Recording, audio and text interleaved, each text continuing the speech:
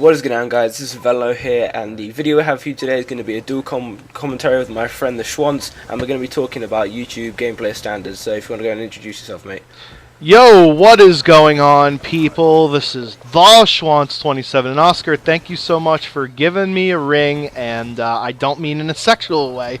We're here to talk about a serious topic, which is gameplay standards on YouTube, and if you don't mind, I'm going to strike first, and for me, my opinion is the gameplay standards are kind of almost a fabrication of the community to try and get the content providers to push themselves to the next level in order to get that next big milestone game. I mean, everybody was going crazy when people were getting the 200s, and then 250 was the next milestone, and recently the 300 plus fell, but of course there was some controversy along the way. Am I right?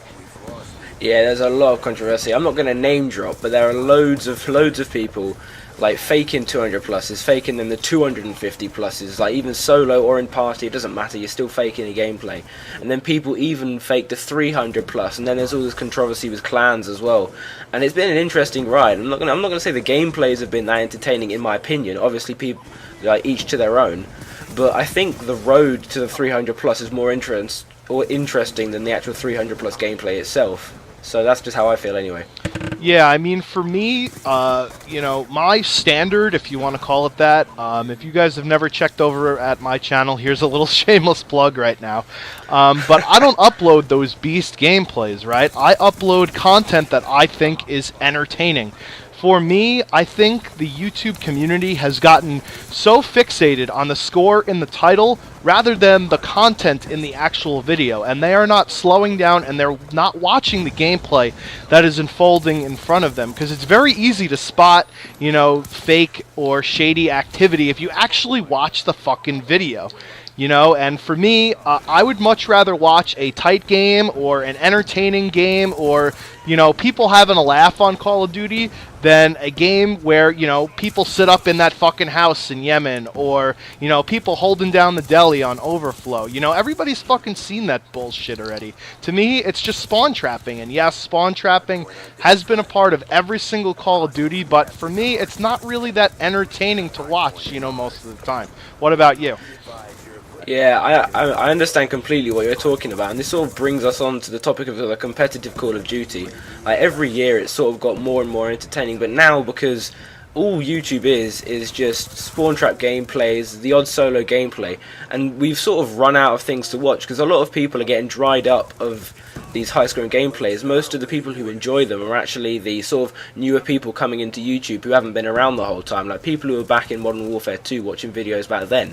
They're moving on to watching the competitive side because that's where it's more entertaining, because you understand the skill it takes to do well in Call of Duty and playing against other good players and still doing well, like Nadeshot, Scum, Parasite, all these people, like they're dropping 100 plus kills in league play, which really they shouldn't be doing. And it just shows there's a new level of skill. It's like there's a different level of skill between playing against other good players and still doing well, or playing against bad players and doing well. It's just people need to find the balance of what they want to watch.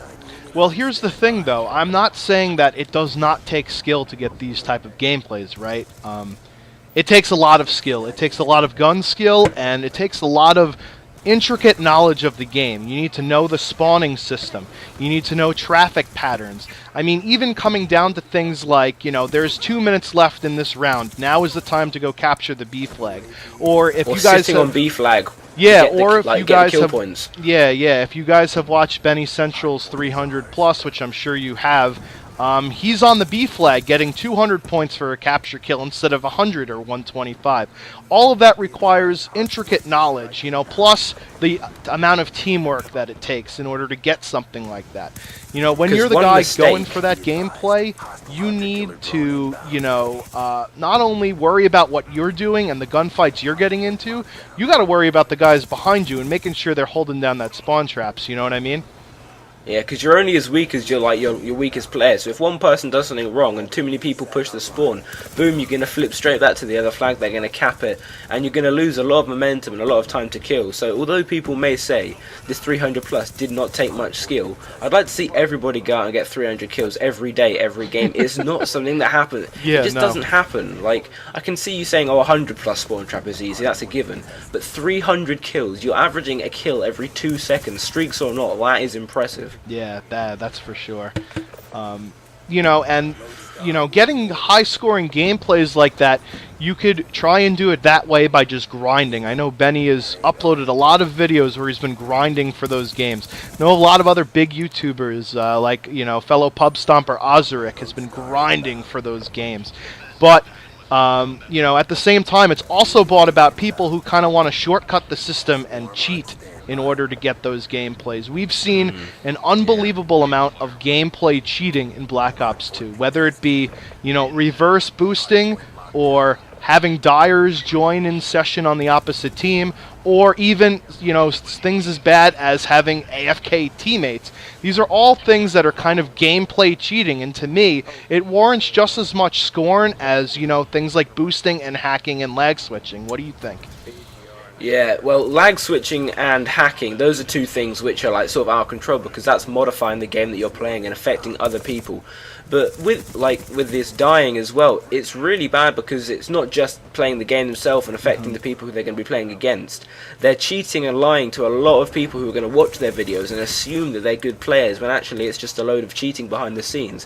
Whereas with boosting, although boosting, I don't want to make this comment about boosting, but people give a lot of hate to boosters. But if they're not affecting anybody else, if they're just using no streaks or anything, or just sentry guns to protect themselves, that's not as bad as if they're using a swarm. Maybe they're doing something wrong.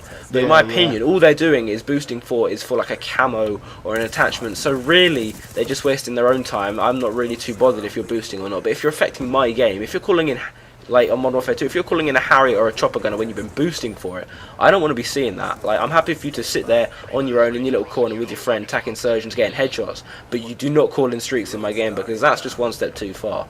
Yeah, I agree. That's where it crosses the line, and the gameplay cheating has just been, it's been abundant recently as people, cut off their nose almost to spite their face with trying to get these higher and higher kill gameplays. People are just killing themselves more and more and more, and now because they're making it harder for themselves to keep going on. Because support started right at the beginning of this game. I think it was even December. People were uploading supported 100 plus, 150 pluses. I think.